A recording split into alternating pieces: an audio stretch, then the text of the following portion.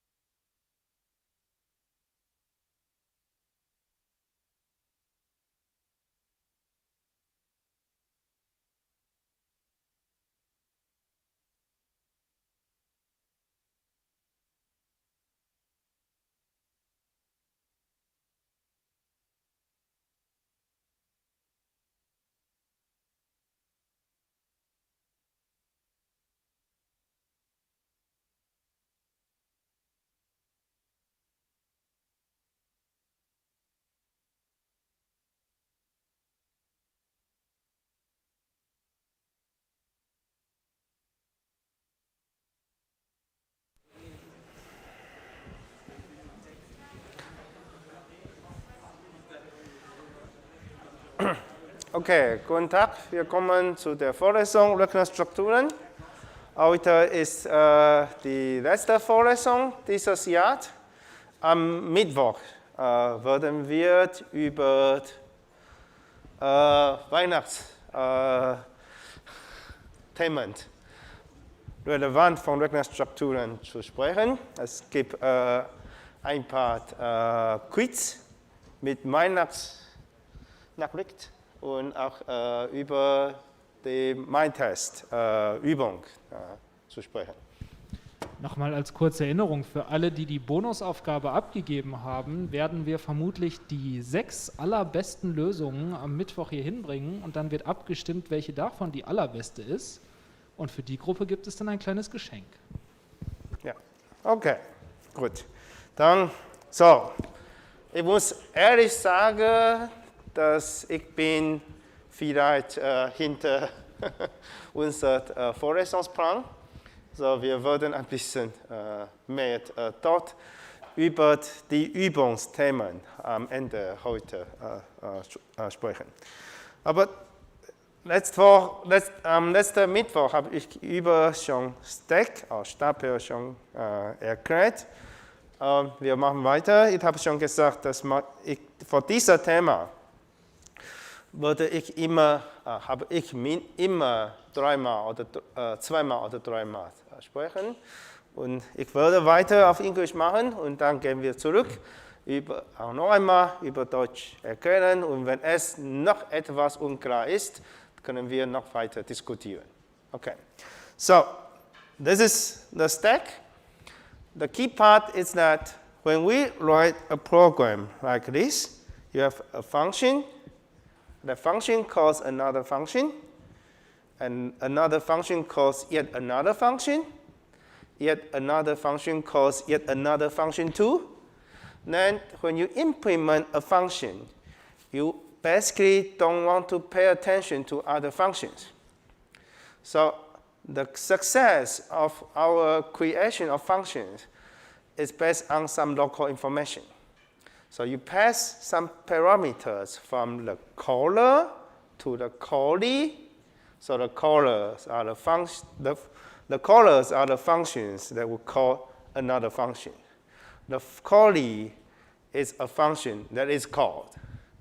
Okay, the caller prepares certain parameters and put that to the argument, and then the callee process the request from the caller based on those arguments. So when the callee is called, it doesn't care which caller calls that callee. So what we need to do is somehow to prepare the execution of the callee and the caller regardless the scenarios. And when we look at the memory of the caller and callee, we have some temporal variables, temporal variables and temporal information, which should be stored somewhere. But we only have 32 registers.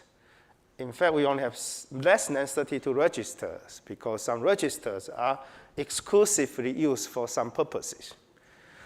We cannot constrain our programs not to use more than 32 variables, because otherwise there would be an artificial constraint. So whenever you need variables that would be more than the registers that you have at hand, you would have to push that to the register. How does it work with registers? How does it work with the stack? When you need to put something from your working desk, like here, to the stack, you put that on top of the stack. And you keep doing the same thing.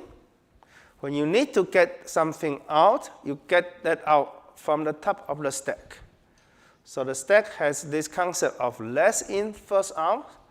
So when we take something out, we have to move the stack pointer to a higher value, because the stack grows in the low address. So when we use more address in a stack, we actually grow from the higher address to the lower address.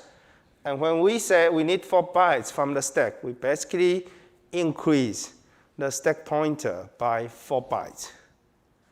So, and so on and so forth. So we have to keep this in mind. When we use a larger stack size, the stack pointer points to some address that is lower. The reason is that the data segment grows from the low address to the high address.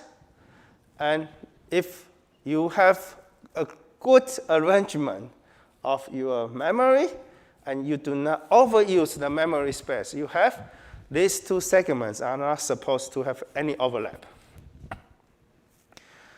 If you don't do that, you would have to separate your memory segment with the data segment and the stack segment.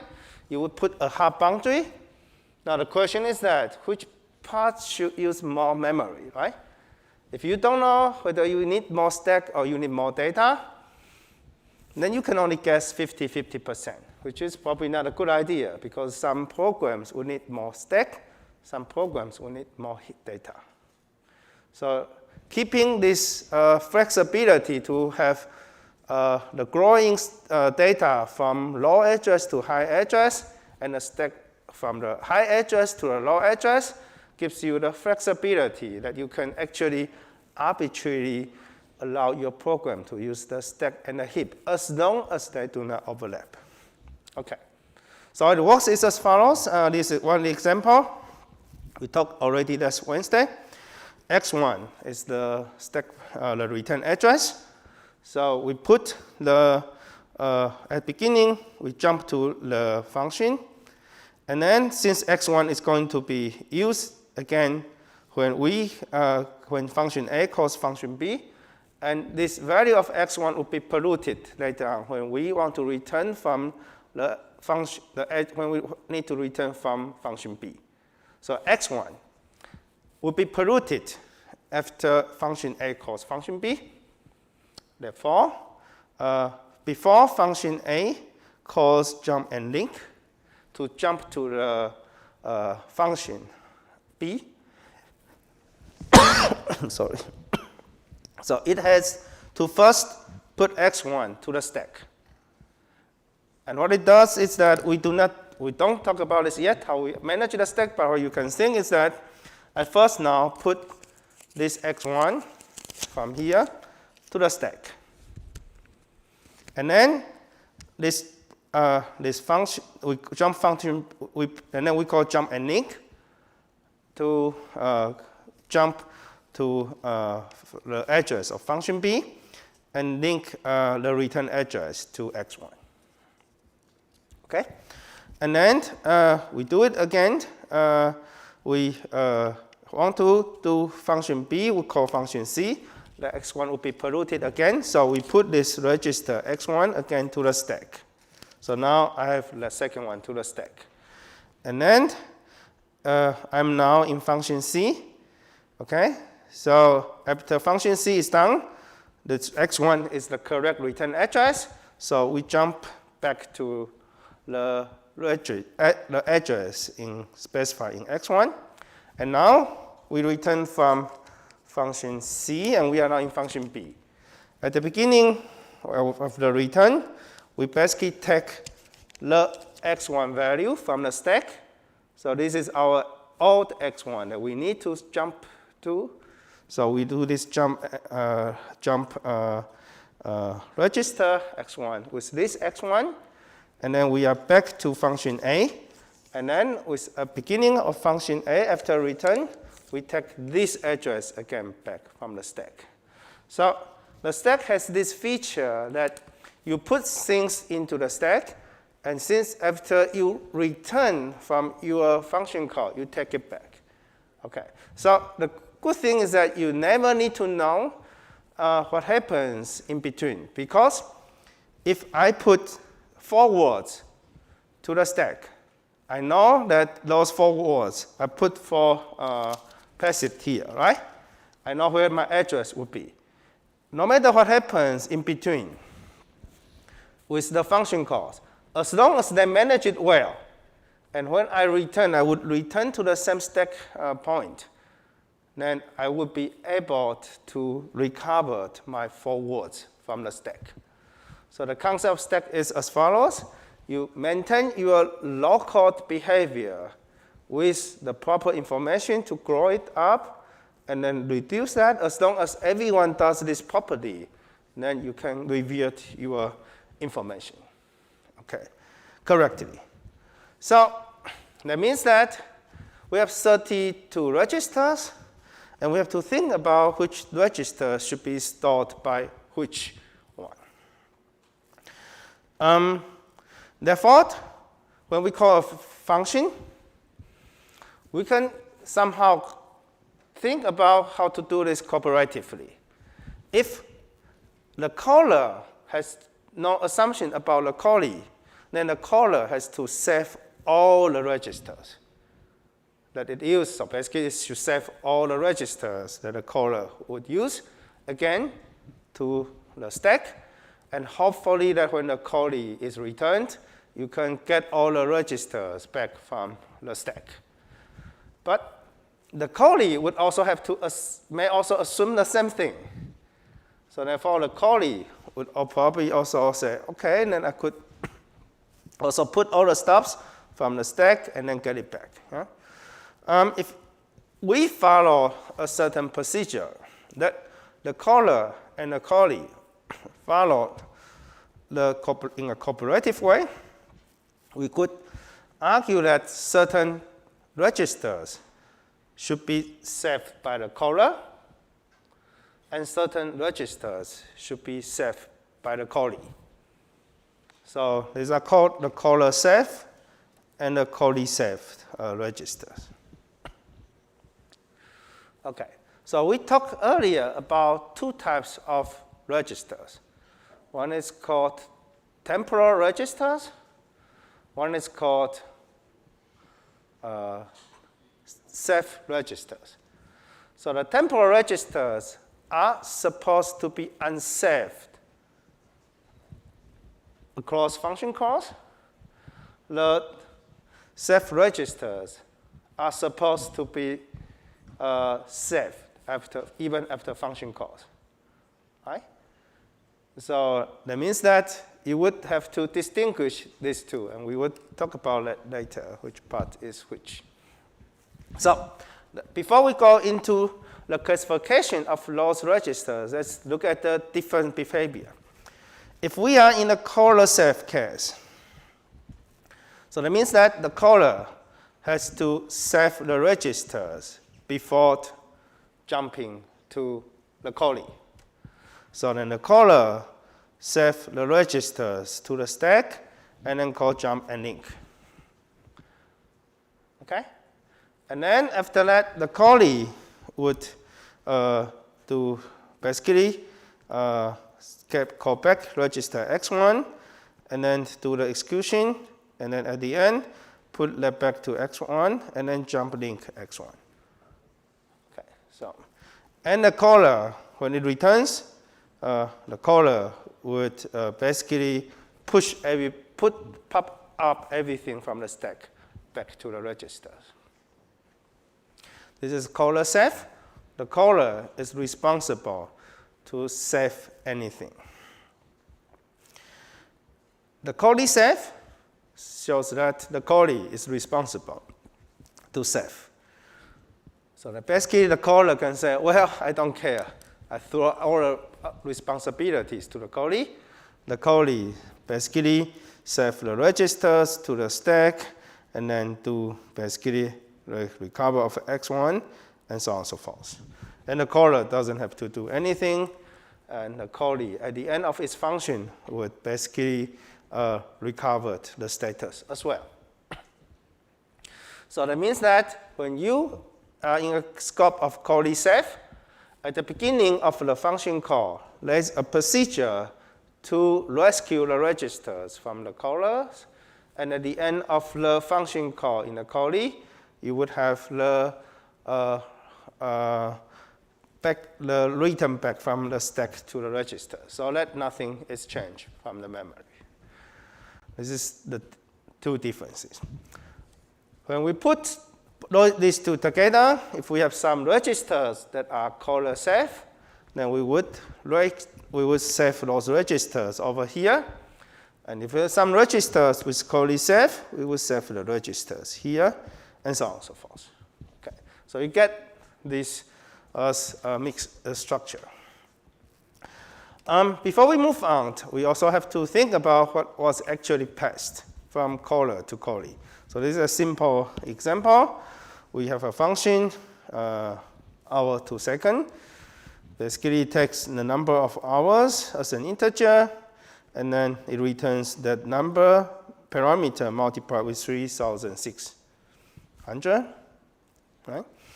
And then when you call this function, then you have two views, right? So you can call this by value, or you can call this by reference. So if you do call by value, then you basically copy the value. If you do this by reference, then you copy the address.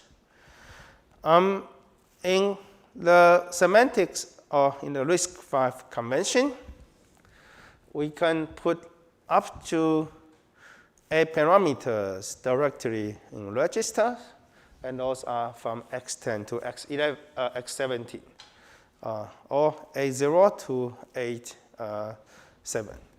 So, and you can still put more. You can put as many as you want, but if you want to put more of them, you have to put them to the stack. Okay. Good.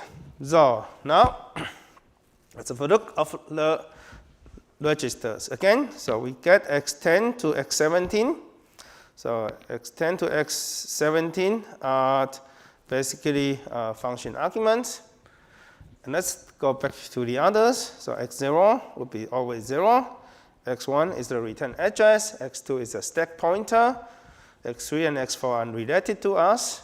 x5 to x7 are temporaries. x8 is a self register, and let's forget about a float pointer. x9 is self pointer, and so on and so forth. Okay, so now I have my first pause today about our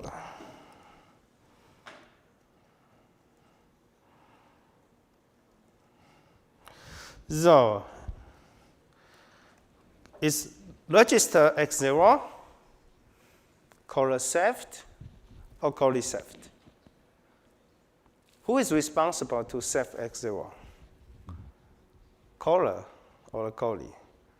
Or none?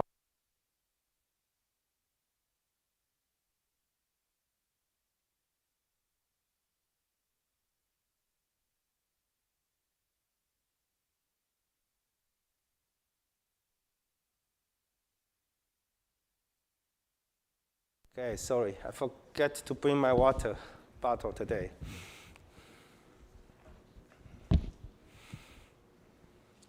So who is responsible to save x0? Or maybe another question is that, is it necessary to save x0?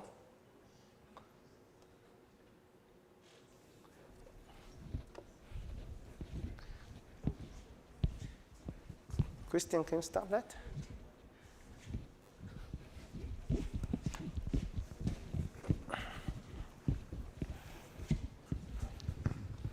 Es ist nicht nötig, x0 nochmal irgendwie zu setzen, da man das ja auch gar nicht, man kann da nicht reinschreiben. So x0 ist kein Problem. So wir hat keine Sorge über x0. So das ist keines von beiden. So es bedeutet, x0 ist nicht wichtig, ja, für uns, über caller save oder caller save zu diskutieren. Ja? So, das ist gut. Okay, for the andere, do we have the answers? Can you check whether it's revealed or not? Ja, gut.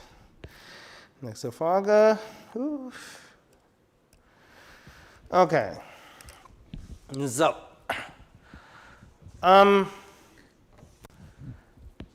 If we call a function, which one should be caller saved. X0, we know it's not, because you don't need to care about that. And then we have X1, X2, X3, X4, X5 to X7, X28 to X31, those temporaries, X8, saved registers, and so on and so forth. Which ones are supposed to be caller saved? To make sure that you get the correct values.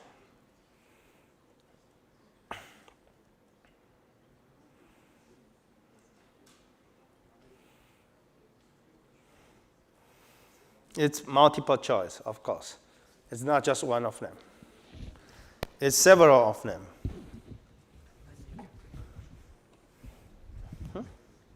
Ah, okay.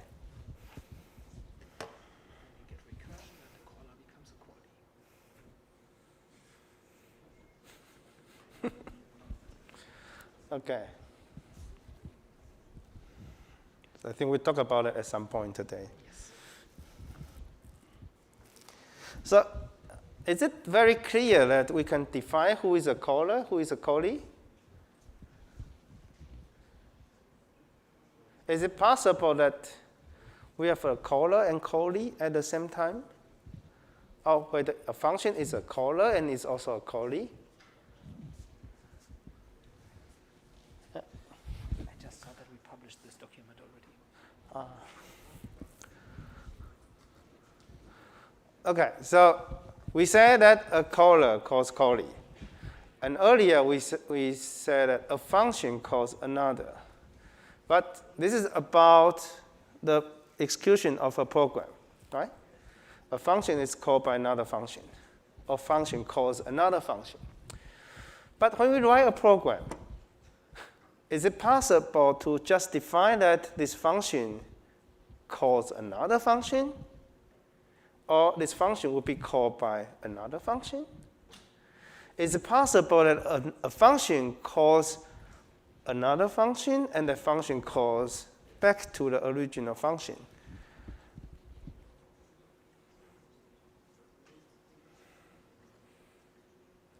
No? No feedback? Is it possible that a function calls itself? Yes? In which case?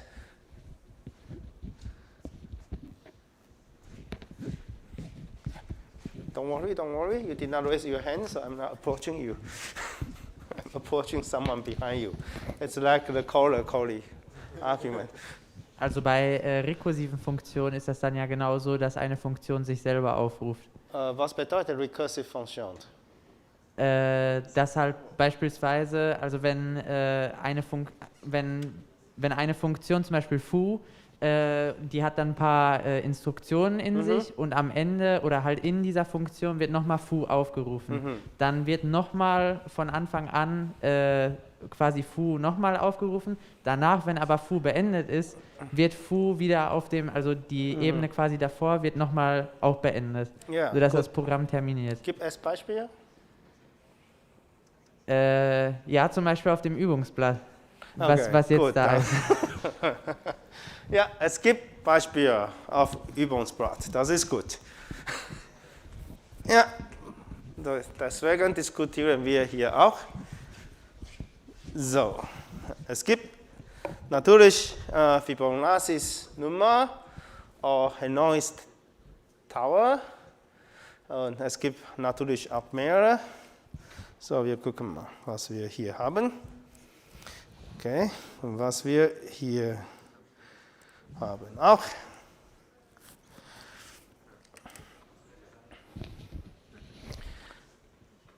Okay. Gut. So, wir gucken mal noch einmal. So, caller safe. If the caller would like to use the temporal variables, the temporal variables are not guaranteed to be safe by the callee. So what does it mean by wording? The temporal variables are temporal, so they could be gone after calling the callee. If the caller would like to reuse the temporal variable, the temporal registers. Sorry, temporal registers, not temporal variables. The caller would like to use the temporal registers. Then the caller itself is responsible to save that. Why is that the case? It's possible that the caller doesn't need that register again after calling the callee. The temporal register, for example, X5, is potentially only going to be used as an index I before the loop, and then the caller calls a callee, and when the callee returns, this register X5 is never going to be used as a variable I. It may be used as something else. So it's unnecessary to save that from the caller's perspective. Therefore, the caller is responsible to handle those temporal registers. By doing so, it's also very clear that the caller is responsible to handle the arguments. Because with the same argument, that the arguments are also temporal, right? You got the information from the grand caller, and if you would like to use those registers again, you would have to save them from the caller. And of course, we have seen many times X1 has to be saved by the caller, because otherwise you will not be able to go back to the correct address. Because when we call jump and link, we already have X1 gone, so X1 must be stored before the callee. Otherwise, we are somehow not able to handle that. So the caller save registers are the function arguments, the parameters, the temporal registers, the temporary registers, and the return address over here. Okay? So the stack pointer, it's an interesting concept that you basically need to maintain this correctly. Yeah? So it's not caller safe or caller safe. It's always maintained correctly. Okay. So the caller safe implies that the caller has an option to save it. Yeah? It doesn't mean that some of them implies that the caller has the option not to save it. Some of them implies that the caller is responsible of saving that. Good. Any question for this?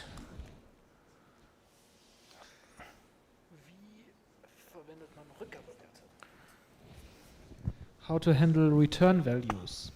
How to handle the return address? Return values. The return values. You just write that to the register. Oh, what is the question about?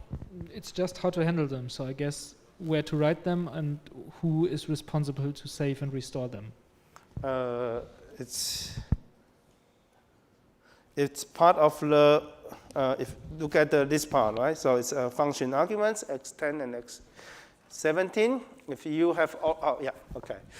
So you may have already put something to the return address before calling the callee, and then you are this may be also overwritten by the callee, so you would have to save that before callee. So it's also in the caller save.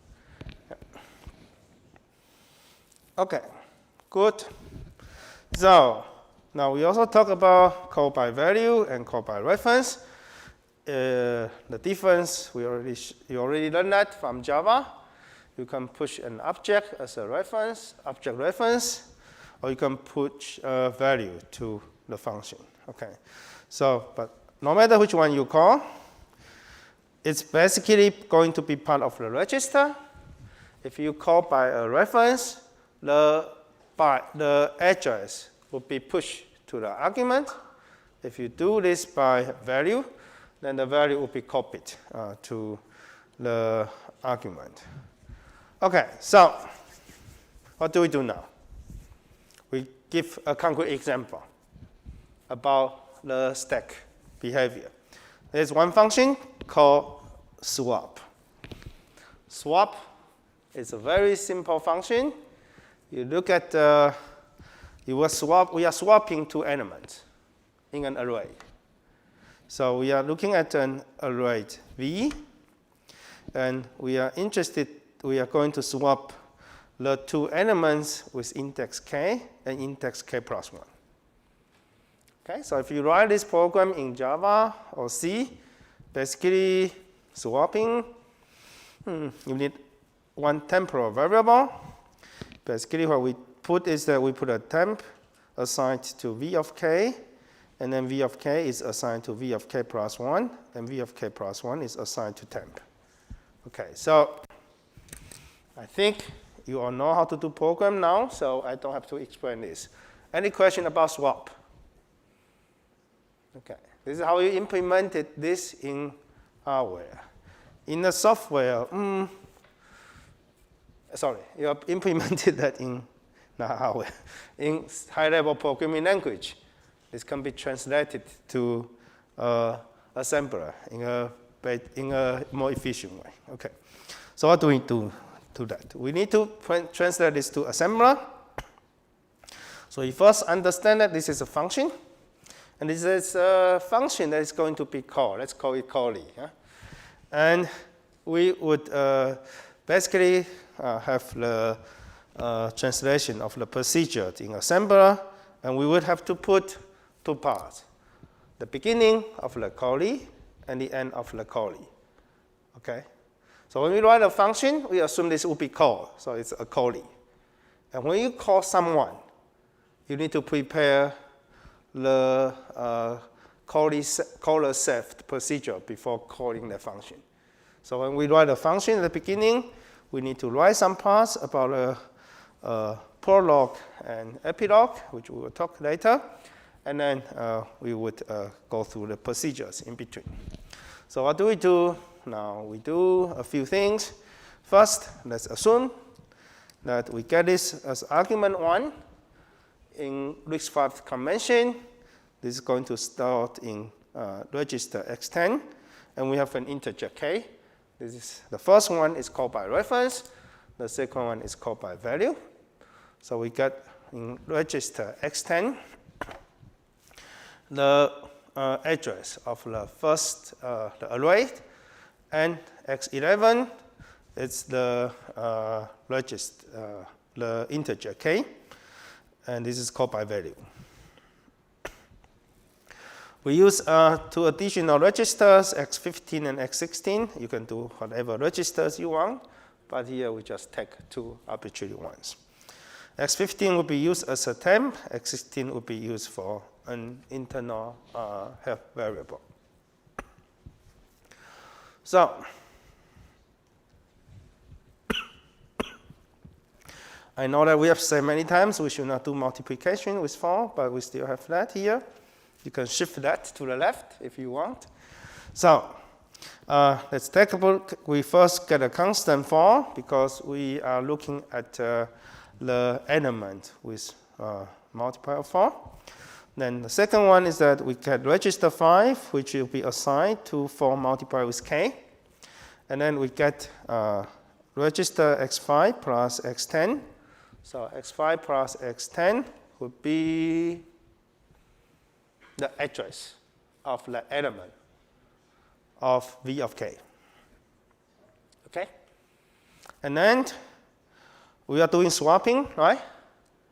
So we have the nature variable temporary using registers, so we can directly load this address x5 in register 15, and we load the content in register x5 plus 4.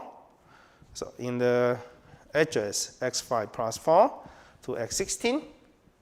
And now what we need to do is to just write this one back to the address of the content we loaded from x15. And then we do this part, and then we write it to the address we loaded from v of k plus 1. Okay? So we don't need the temporary variable at all because we somehow optimize our compiler, assembler to do that. Okay, our registers are the natured temporary place to store them. Okay, so the reason why you use the previous one with one additional variable was that you need to specify which variable you need to store the temporary variable.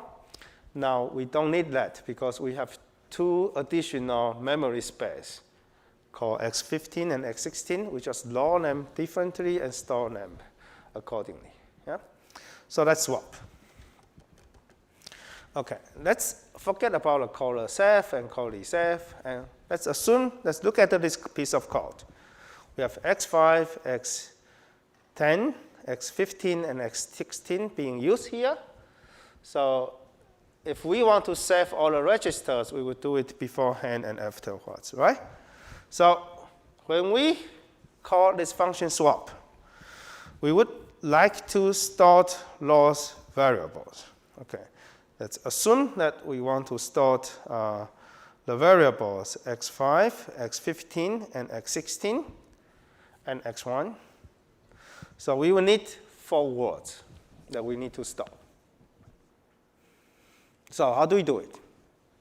Before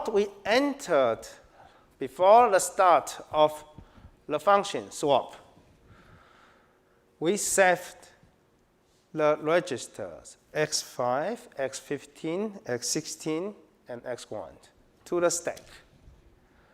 So what do we do first? We first allocate 4 words from the stack. We get 4 additional words from the stack. When we want to get 4 additional words in the stack, we deduct the stack pointer from its original address with 16 bytes. It's 4 by 4. So when we deduct this x2 with 16 bytes, it implies that we are getting 16 bytes in our stack. So now it's important to keep in mind that if we take a minus in the starting address of our stack, we are actually increasing the stack because the stack grows up in the low address direction. The lower the stack pointer is, the larger the stack size we have used. Okay, so now it's super important that you need to first get a space before putting the item to the stack. Okay. It sounds a bit strange, but why don't we, it's possible we first store the word, right? We can also put this store word x5, we can put it to x2, and then to x15 to minus 4, sorry, x2 minus 4, so we get 4 bytes, and then x2 minus 8, x2 minus 12, and x2 minus 16. So we can do that. And then at the end, we put the stack pointer to the minus value. What I'm saying here is that, so it's possible that we put this instruction at the end of this stack arrangement. That's correct. By putting the correct addressing, you have to change the offset. But if you do so, you will face other problems. So don't do that. The first thing you want to manipulate the stack is to first get the stack size allocated. Allocate the stack size first, and start to put your variable registers to the stack. Always follow that. If you don't do that, it's possible that your stack operation is somehow interrupted by some other routines. And you are still, the other routine may pollute the stack you are using. Why is that the case? Will be discussed later, next year. But it's important to keep in mind that whenever you want to add the stack space, first get a stack space before utilizing any bit of that. Okay? And then it's like that we are getting this x2 to a lower address, and then we start to put the corresponding words to this address. Okay? Good. And then at the end of the function call, we have to start to handle the registers. We are going to save those registers back. Okay. So in the epilogue, we are doing this. So we can do again. We have to first get our stack content recovered. So keep in mind that we start from here. So this is our x5. This is our x15, x16, and x1. Okay. When we are at the end of this, so we are still in this x2. Okay. So starting from this x2, we first get x5, x15, x16, and x1 with the corresponding memory offset. So it's basically the same one here. So 0, 4, 8, 12, starting from this address x2. Okay? Now, after we have recovered everything, we can give up our stack address.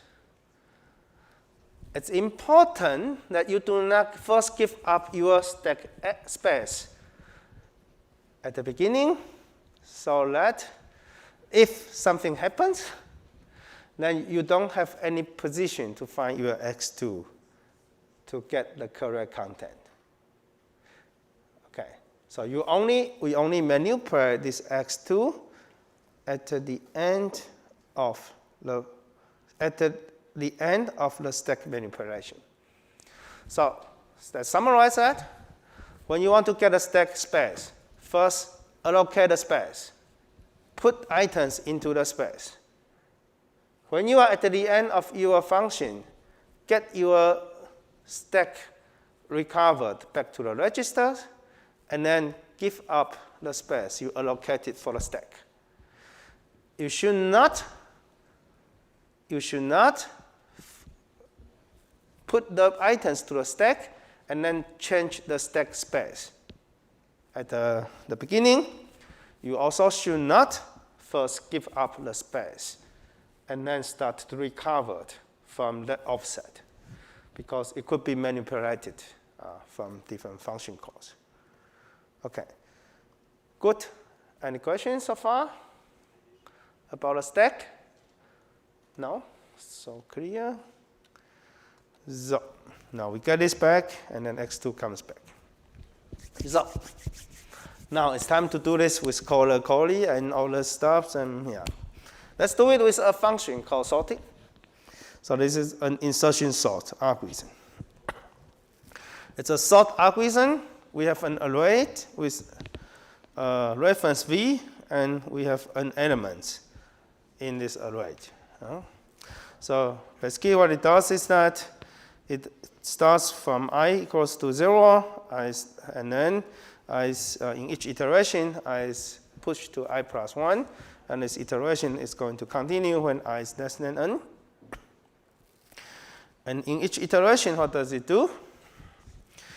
It starts from an index j. J is assigned, initialized to I minus 1. And as long as this index j is greater than or equal to 0, and these two values do not follow the order you want to put. So if vj is greater than vj plus 1, and you will swap them. Okay? Basically, at the end, you would have this sorted. So vj is always less than or equal to vj plus 1 after this iteration. And then you start from this, and then j is assigned to j minus 1. Okay? So in each iteration. And if this is the case, you will swap them. So at the end, after rounding this, what we guarantee is that from the index 0 to index I minus 1, the condition vj is b less than or equal to v of j plus 1.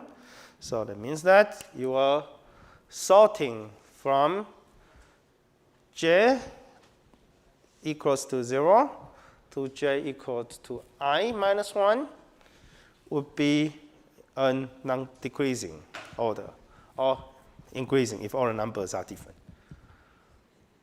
Okay, good. So why is this the case? It's not the business of this lecture. Whatever this algorithm is, we would basically just do an assembly. This is sorting algorithm. Whether this is correct or not is not our business here. Okay, good. It's not bubble sort, by the way. Okay, we want to implement this. And now let's, again, do this. We want to do this in the assembler, and then we would handle it in this way. So we have lost variables, and then let's probably look at that. Probably let's go back here a bit. I think it doesn't matter. So this is our C code, or Java code. It should be similar. And again, we will still load the constant 4, but you can do the shift as you want. So first, what do? We do this x19, x20 is assigned to x10. So x19 basically is assigned to x10. x20 is basically assigned to x11. x10 is the address of v. x20 is the constant k. Okay, so this is basically v. This is basically k. So this is the reason why x0 should be 0, because sometimes you just write this instead of, it's basically the move instruction. So now I will load a constant, load immediate x20 will be assigned to 0, or you can also do this at x20. You can also, this is basically I is assigned to 0. So we start from this part. I is assigned to 0, and then we have this I less than q. If I is less than q, we will continue. Otherwise, we will jump away. So it's a for loop. The first thing is to check whether this condition holds or not. So we check this condition holds or not. And since we always do this in a negation format, we do this with branch greater than equal. If I, which is x21, is greater than or equal to n. Oh, sorry, this is n, not k. So it's greater than or equal to n, then we would jump to the outer for loop. So basically, we would jump out. So this would be over here. Okay? And over here, this is a for loop. We don't have to do anything about this part. This is about system call. We will do that at the end of the lecture, at the beginning of the lecture next year, to look at the system call. Basically, it says that it would safely exist the program. So this does nothing except leaving this setting up the system calls to leave this program. Okay, so now if we are in a loop, we do not branch, then we do this I is assigned to I plus 1. So I is registered 21. I is assigned to I plus 1 will be at the end. Sorry for that. Okay, so I'm sorry for that. So we would do this only at the beginning of the next iteration, right? So I'm sorry for that. Yeah. So we would first do the body of this one, and this assignment I is assigned to I plus 21 will be done after the body is over. Okay, so let's analyze this again. So we first do this initialization, and at the beginning of the loop, we do this. We do the checking, and if this condition does not hold, it goes out here. If this condition holds, it runs the body. So it runs the body. belongs this part of the body. So this part of the body will be starting from here, right? Okay? And at the very end of this for loop, we would do this I is assigned to I plus 1. So this is I is assigned to I plus 1 is in fact over here. Okay. And then we will go back to the beginning of the loop. So if you look at the outer loop here would basically say we have this initialization,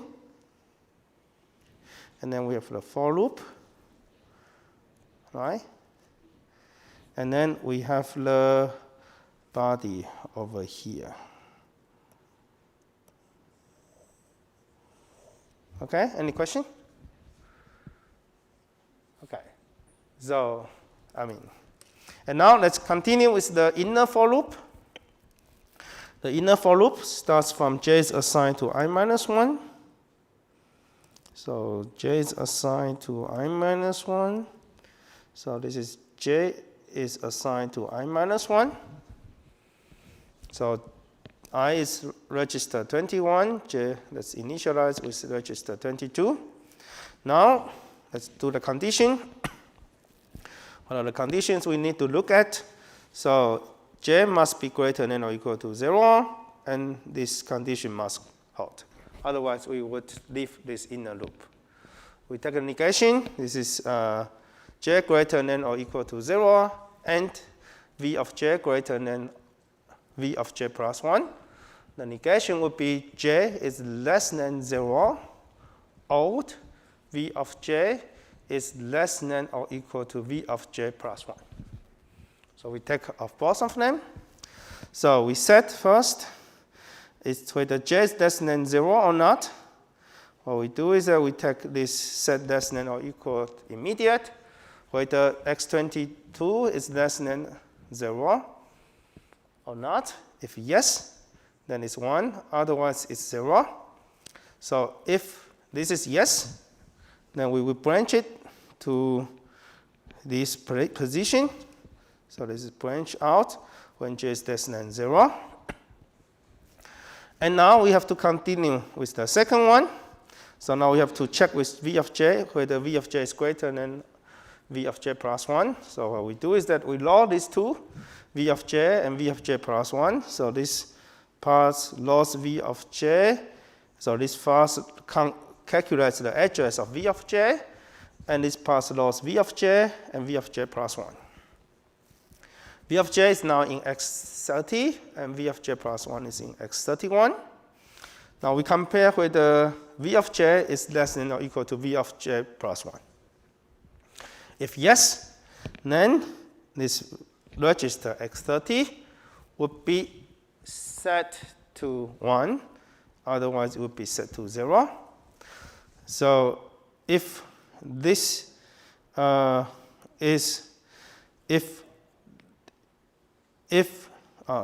this branch directly is not set less than 2. So branch less than equal. So if x30 is less than or equal to x31, then we jump to ex2. Otherwise, we will continue with these two. Okay, so what do we do now? Now we are going to call swap. When we call swap, we need to set up two parameters. One is the address of the array.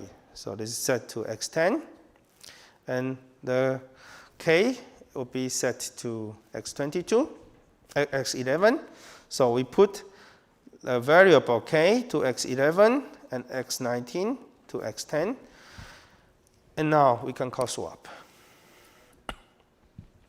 We jump to the swap function and call jump and link, and now when it returns, we are finishing this inner loop, and we have to still do this j is assigned to j minus 1 over here, and then we would continue with the for loop, the inner for loop again.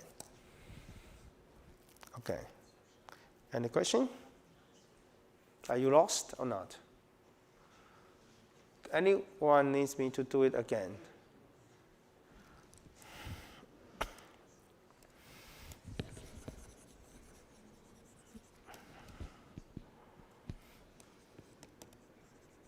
Christian, how far are we behind the schedule? Very far. Do I have a chance to talk in German today, or we have to do it next time?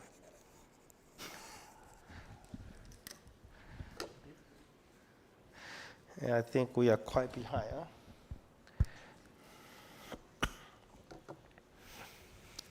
Okay. So,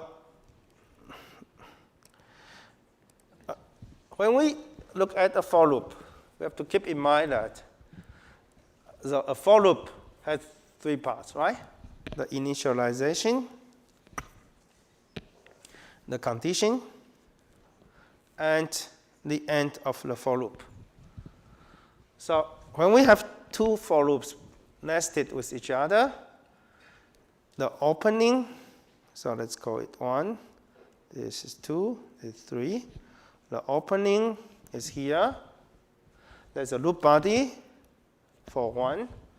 We check the condition. This will be 2, right?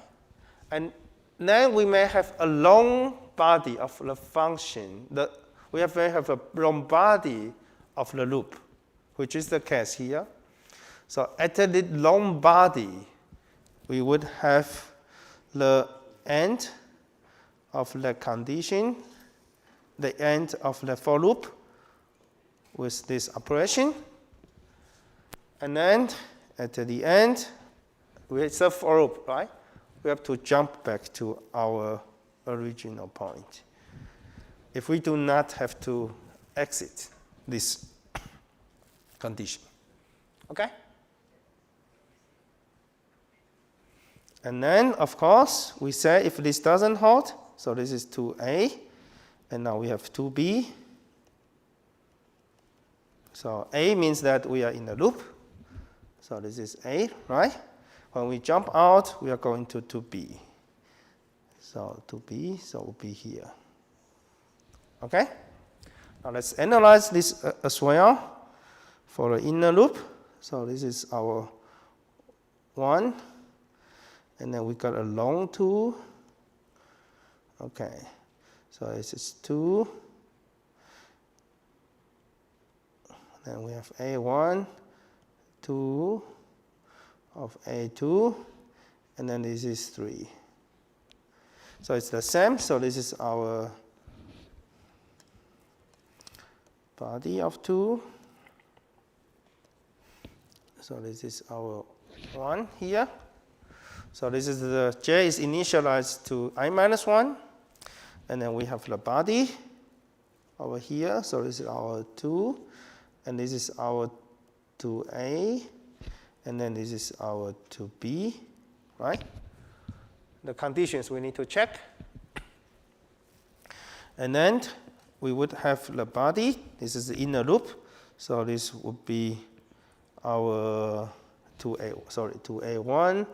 And this is our 2a2.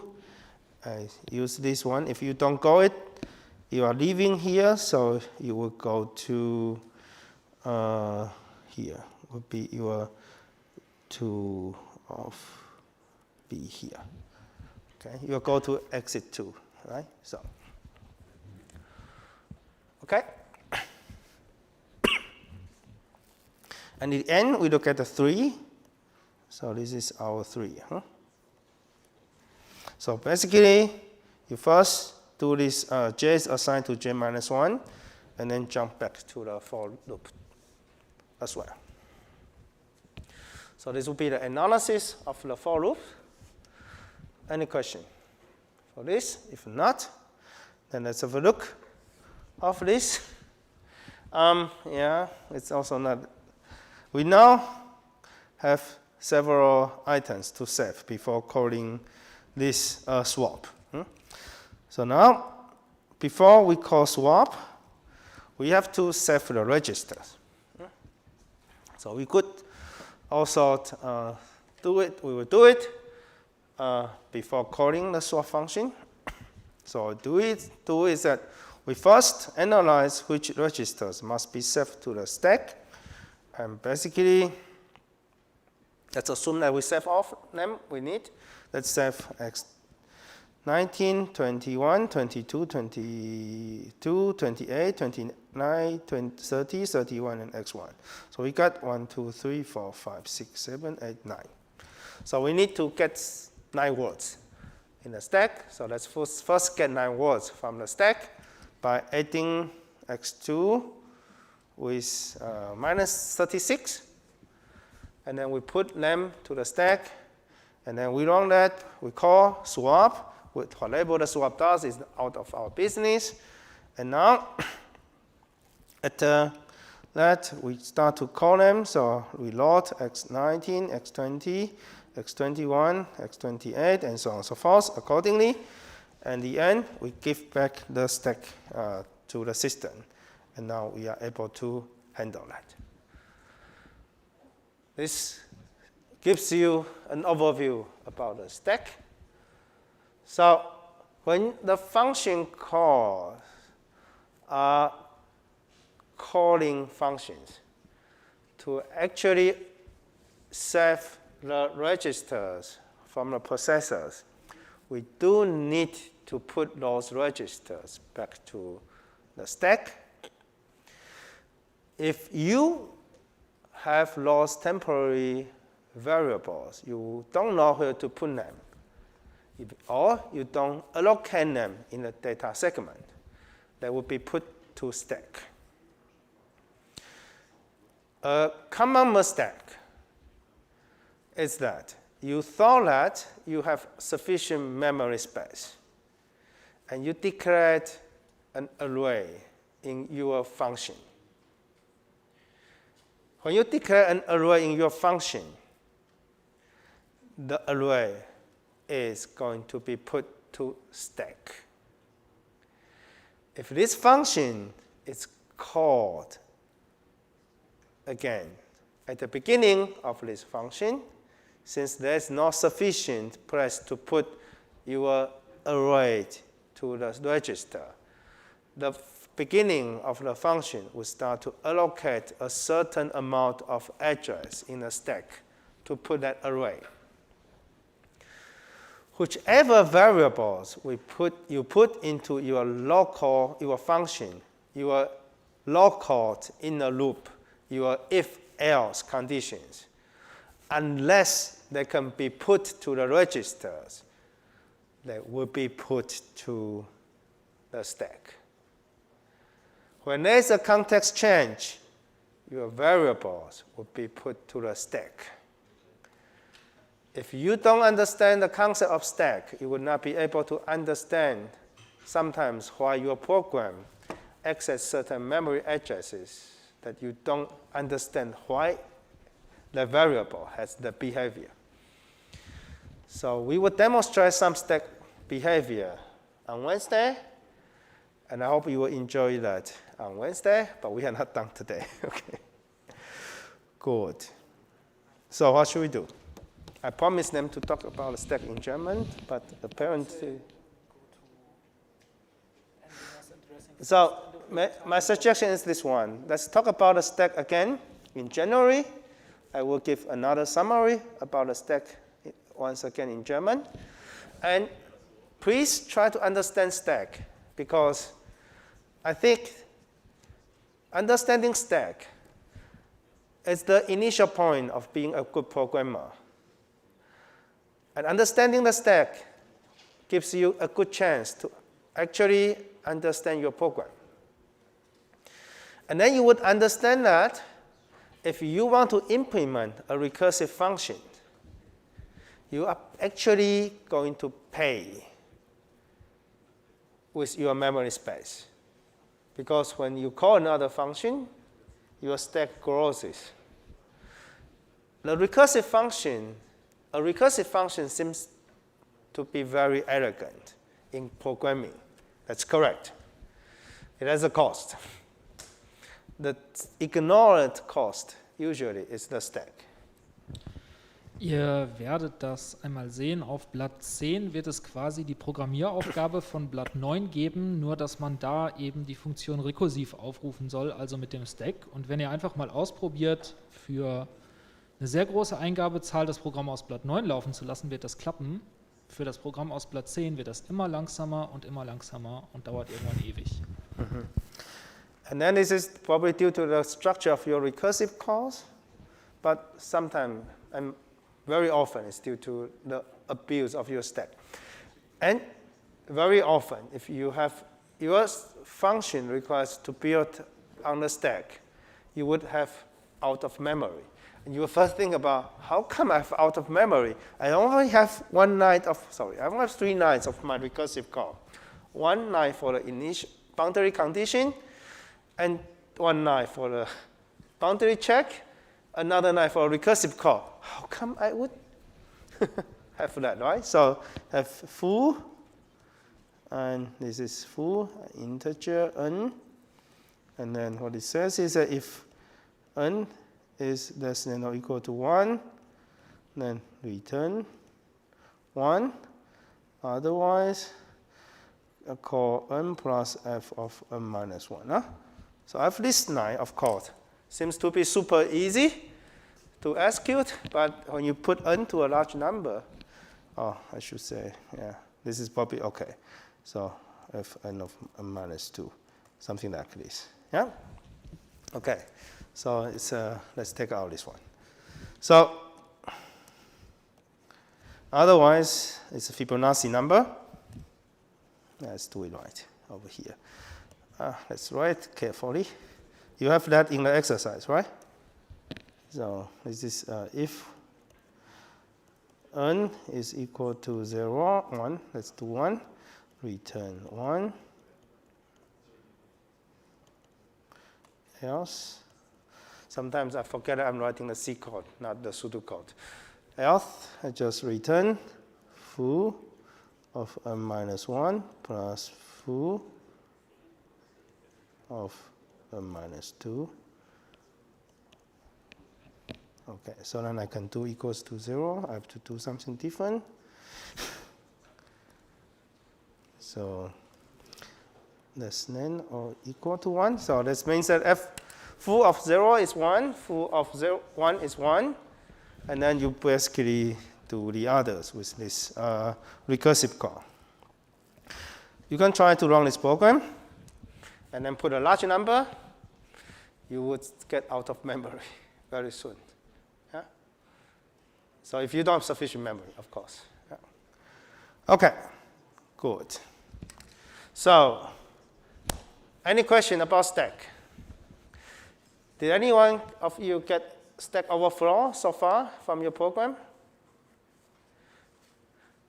So the reason why you get a Stack Overflow is usually that you declare something too big in your stack, or you do the recursive call to the same stack, and you are building your stack pointer is somehow building up your stack address. At some point, you somehow touch the maximum stack size you can use. So it goes, you don't have any stack address left anymore. Okay. No one has experience with Stack Overflow? Are you? So far, no one? Yeah? Can you tell us your experience? What happened? Not real? I mean, not a website, of course. You can go to the website to do something, but I don't have a specific example. no specific example. Okay. So let's think about that. If you declare an array with a size 4, okay, an array with size 4, and you want to access that array with the number of elements 5. So it's a size 4, your index is from 0 to 3. And you want to access that array with an element number 5. Where does it go?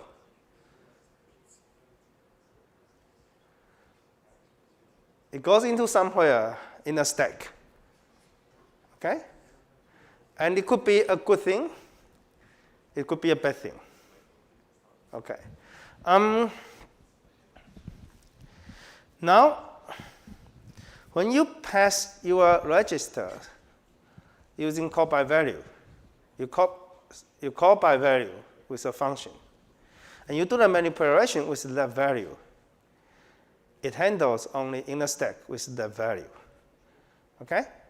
If you call by reference, you handle the corresponding reference. But whatever you pass, there's a copy in the stack. Okay, so after understanding stack, you would have also better understanding about the call for references and call for reference, call by reference and call by value as well. Okay, any feedback from stack?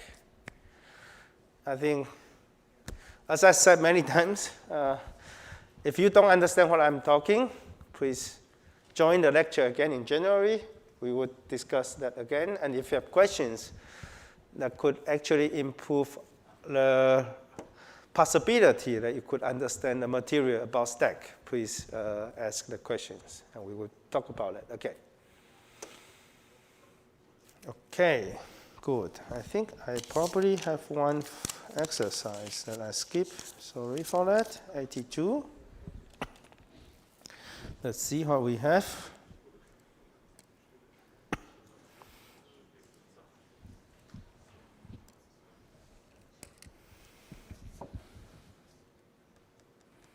So I'm going to assume that the stack pointer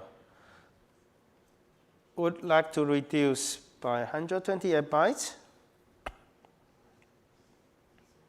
No, we'd like to get 128 bytes to save registers. What is the maximal addressable offset with that?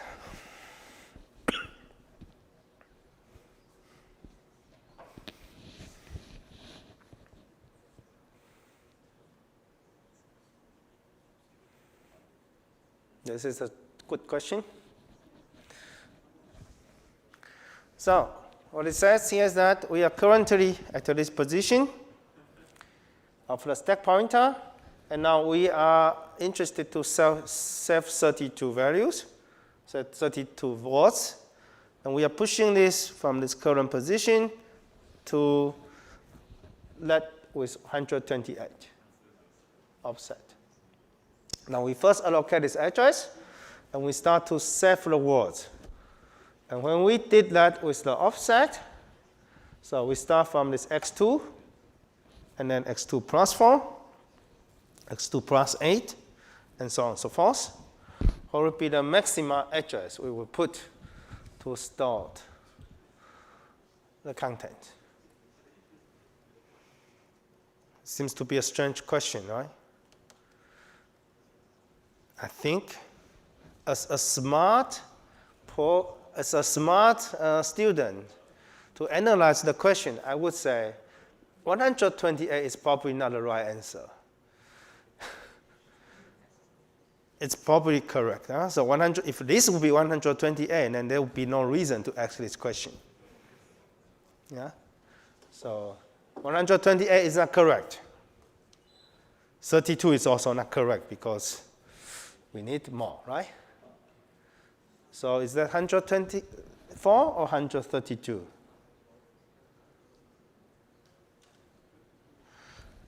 Okay, I hope this will be enough for the hint. Okay. So we write 4 bytes, right? Starting from that address, we will write 4 bytes. When we start from 124, we write 124, 25, 26, and 27 in the address. Basically, we occupy the last 4 words, the last 4 bytes over there.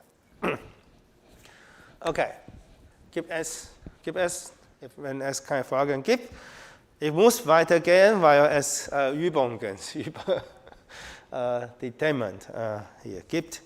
So, wir werden auch über Instruction Set Architekturen sprechen. Es gibt verschiedene Ansichten der Instruction Set Architekturen. Was brauchen wir? Wir gucken zuerst die nutzbaren Maschinenbefehle. Und was wir machen heute, ist das Modell von Speichers. Okay. So, was brauchen wir? Zuerst ist das Speichermodell.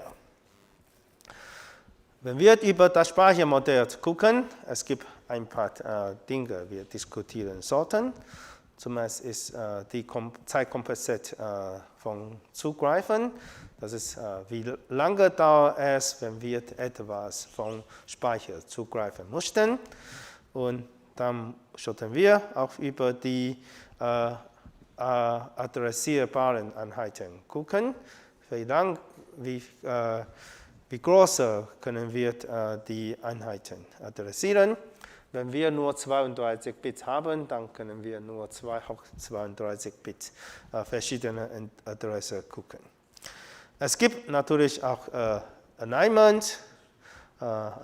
Zum Beispiel, wir haben schon bisher diskutiert, dass wenn wir mit 32 Bits Prozessoren benutzen, dann die Grenze ist immer 4 Bytes. Das ist auch gleich mit RISC-Prozessoren. Und natürlich die Größe von Speichers, wir können das einfach ignorieren und die Speicher realisieren den Zustand von Rechnersystemen. Deswegen wollen wir auch über die Richtigzustand gucken. Was sollten wir aufpassen, ist über die Endiennis zu gucken. Zuerst, es gibt, wenn wir über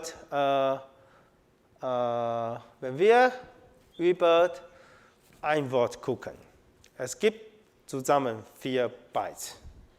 Es gibt zusammen 32 Bits. Die Frage ist, welcher Bit ist unser erster Bit? Sollten wir das most significant Bit am links setzen oder das most significant Bit am rechts setzen? Und wir haben 4 Wörter, wir haben 4 Bytes per Wort. Welcher Byte sollten wir am Byte nur setzen? Ist das most significant Byte oder das least significant Byte? Okay. So, das ist vielleicht gleich, wenn wir über Gulliver's Reisend noch einmal gucken.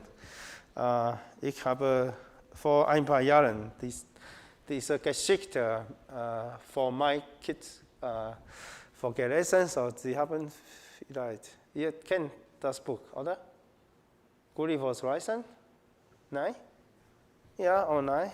Nein? Okay. So this is a book about Gulliver. So he traveled to an island with only mini-rounds. And then he's a giant there. And one of the stories of his adventure was that the 2 kingdoms had a fire, had a war about, And the reason, the source of the war was that one kingdom believed that it should, to eat an egg, one should start from the thicker side, this way, so the thicker side of the egg, so basically the thicker side. And another kingdom believes that to properly eat an egg, you should start from the thicker side. Which one is correct? Now you go back home and say that you have an egg, you have 2 eggs, so you have an egg, you look at an egg, could I put this side up or left side down? And one believes that only one of them is correct. Now, we look at that in the story we just discussed earlier. It seems to be similar. Whether we should start from the most significant byte or we should start from the least significant byte, would be similar in that case. Okay, so was bedeutet das? Little Endians bedeutet das, der am wenigsten signifikante Teil eines Wortes enthält die niedrigen Byte-Adresse. Und Big Endians, der signifikanteste Teil von einem Wort enthält die niedrige Byte-Adresse. Was bedeutet jetzt ist einfach so. So, wenn wir über die 4 Bytes von unserer Adresse gucken, so Adresse nur ist 3, nur 1 ist 2, 1 nur ist 1, 1 ist nur. Dann, wenn wir über Little Endian, es bedeutet, das ist, was habe ich? Entschuldigung.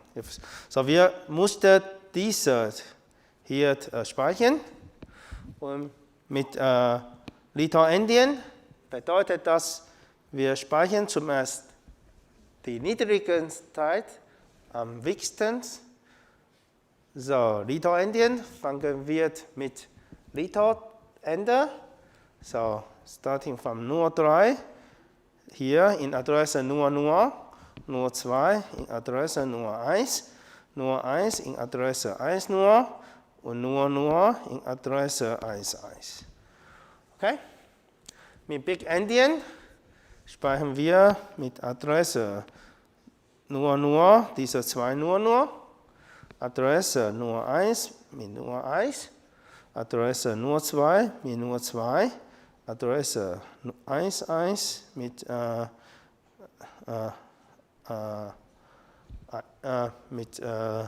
nur 3. Okay? Gut. Dann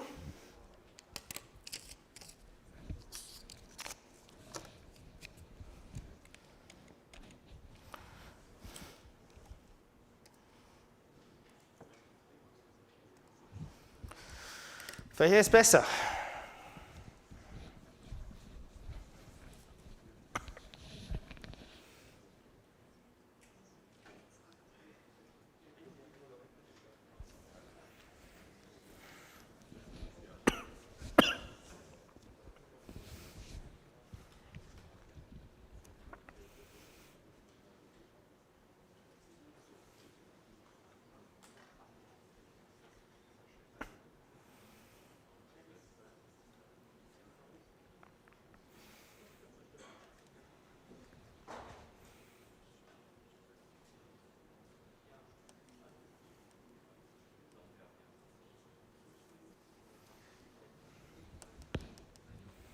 So,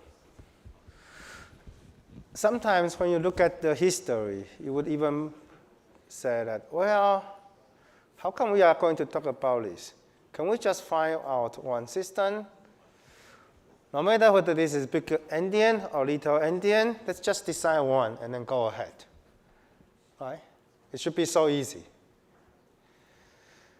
Unfortunately, there's something called history, and there's something called compatibility. When people started to design computer systems, it was also clear that no one expected that their system would last forever. I like the bug, the millennium bug. They expected that the system would not last beyond 2000, right? And then they best used 2 digits to start the information regarding year. They expected that the system would be replaced by then. And then when we started with this Linux system, it started with the integer, assuming that the last second would somehow expire in 2038 around. And there's probably think that we would not use Linux up to 2038, or at some point we would have a solution there. But sometimes you forget that some systems last forever, or some systems have been so robust, people did not dare to change that. So Let's have a look of this. Yeah, so the choice, okay, let's go. Die Auswahl von Big Endians oder Little Endians war nicht einfach eine designte Lösung. Das war meistens at convenience. So, ich denke, für mein System ist es besser, mit Little Endian zu machen. Er denkt, dass sein System ist besser mit Big Endian. Nein mehr. Okay. Nichts? Oder? Noch nie. Das habe ich noch nie gedacht. Okay. Ich habe nur ein Beispiel genannt. Also ich bin nicht ich. Okay, er war nicht er. Okay. So, was wird das? To better understand the discussion of big endians and little endians, I would recommend you to read this article on the holy wars of this, and I think you probably have to read the second part of this, and a plea for peace. Okay, so before this article was published in 1981, the two campaigns somehow argued that their design was better. So this article was written in an attempt to stop a war. I hope that it's not too late for peace to prevail again. Many believe that the central question of this war is what is the proper byte, or what is the proper byte order in messages. More specifically, the question is, which bit should travel first? The bit from the little end of the word or the bit from the big end of the word? Followers of the former approach are called little endians. Followers of the later are called big endians. And the two campaigns are the two kingdoms in Gulliver's Rising. Okay? And now, if you continue to read this article, you would understand that in many places, you can argue that the designers may have thought about that. In many places, you can argue that the designers just pick one arbitrarily without giving a deep thought of that. And after they stick with their decision, after they decided the design choice, they argue that their design would be better. It's not about whether the design is actually better or not, but they don't want to lose the word. That's a different thing. Huh? So with this article, there was a request that we should not further discuss which one is better, which one is worse. We should focus on the possibility that both endianness coexist, and there's no further discussion which one is better or not.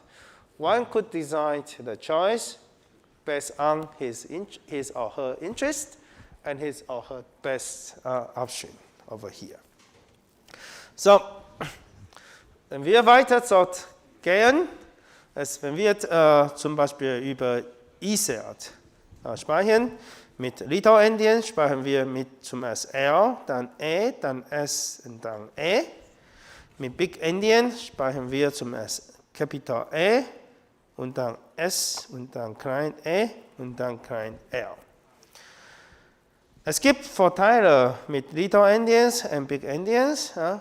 So, es ist zum Beispiel Vorteile von Big Endian, dass die Inkrementierung von Adresse liefert das nächste Zeichen. Und es ist einfacher, wenn wir Zeichenkette Verlängerung. Mit Little Endians, das kann sagen, dass meistens, wenn wir über Characters oder Integers mit kleinen Zahlen, dann die verschiedenen Bits im Counter fangen wir mit die least significant Bits. Ja? Deswegen, wenn wir auch über die Anwendungen gucken, was Bit sollte man zuerst schicken mit Internet, dann ist es Big Endian, weil die signifikanteste Information wird zuerst übertragen. Und mit Kontrollsystemen, zum Beispiel AS232 Seriat-Schnittstelle, AS232 Serial Ports mit Little Endian, weil das most significant Information wird zuerst übertragen. Zurzeit, das ist auch ein großes Problem, wenn wir über verschiedene Prozessoren gucken und über die Raw Data einfach gucken, wenn Sie einfach 4 Bytes auf Speicher speichern, es kann Big Endian sein, es kann Little Endian sein, man sollte aufpassen, welcher Endian ist der Prozessor benutzt. Okay? Manche Prozessoren,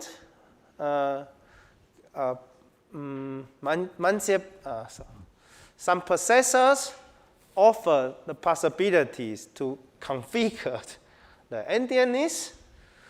Most processors do not.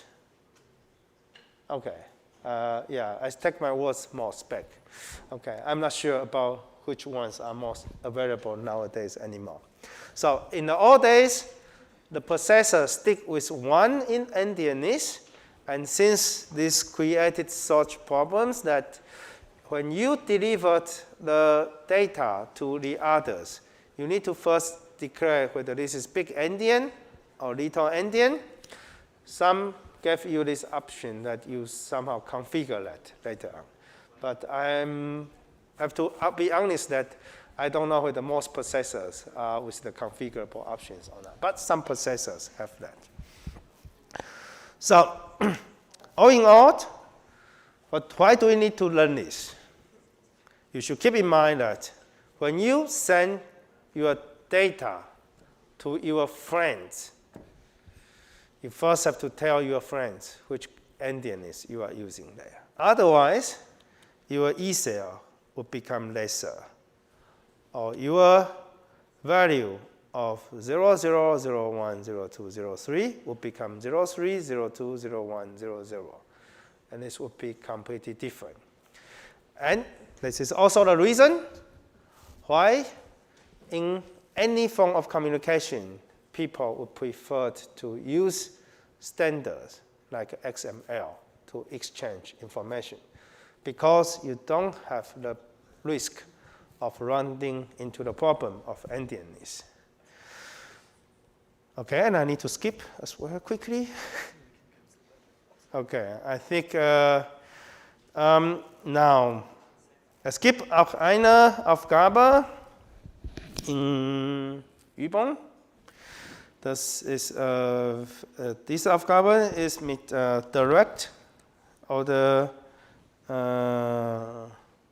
Indirect Adressierung zu machen. Leider haben wir heute keine Zeit mehr, darüber zu diskutieren. Ich kann nur schnell durchgehen. Das ist einfach so. Es gibt diese Möglichkeit, dass wir die Adresse direkt auf die Inhalt direkt auf die Adresse zugreifen. Das ist zum Beispiel, wir laden den Inhalt von Adresse von diesem Register plus Adresse Offset. Ja, im Register, X-Register, so das sehen wir direkt hier. Das ist sofort einfach mit Direct Adressierung oder Absolute Adressierung genannt. Es gibt auch die Möglichkeit mit Indirect Adressierung. Es bedeutet, dass wir laden zuerst, das ist hier. So wenn wir, warum ist es immer hier? Das nehmen wir auch alles aus. Dann, es bedeutet,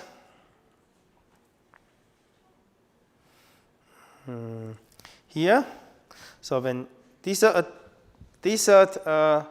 X-Register B ist einfach nur, dann nehmen wir direkt diese Adresse. Wenn dieser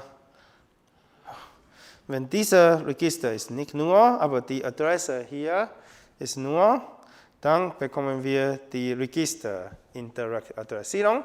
Das bedeutet, dass wir laden die Inhalt von die Adresse von diesem Register. Das ist gleich wie erneut zugreifen.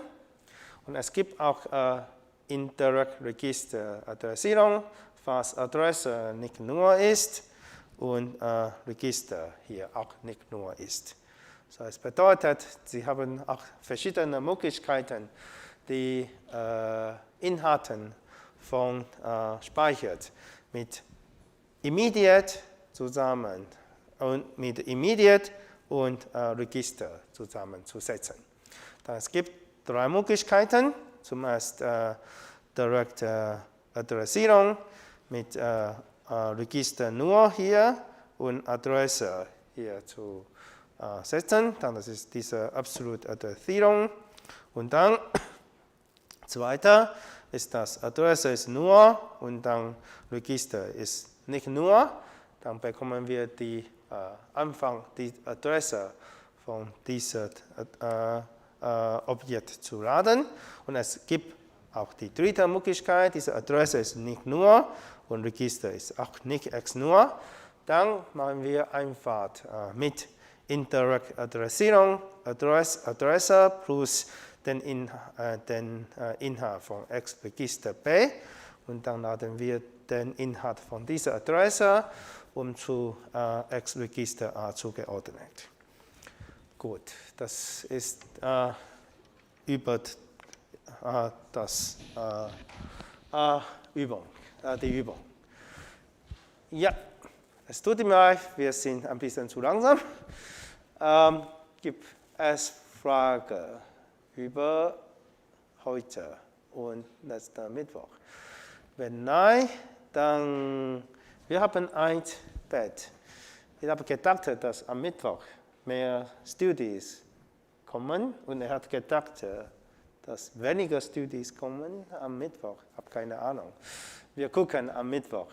Die Vorlesung, die Weihnachtsvorlesung am Mittwoch ist unabhängig, ist unrelevant für Klausur. Nicht unabhängig, unrelevant. So, Sie können einfach hier kommen. Sie können auf YouTube zusammen machen, aber Sie können auch einen Tag Pause machen. Das ist, wie ich schon gesagt, das ist nur von Entertainment über Weihnachten, aber das ist unrelevant zur Klausur. Bis Mittwoch, auch nächstes Jahr. By the way, die erste Vorlesung nächstes Jahr ist 10. Januar. Ist das richtig? Ja. Bis Mittwoch oder bis 10. Januar. Tschüss.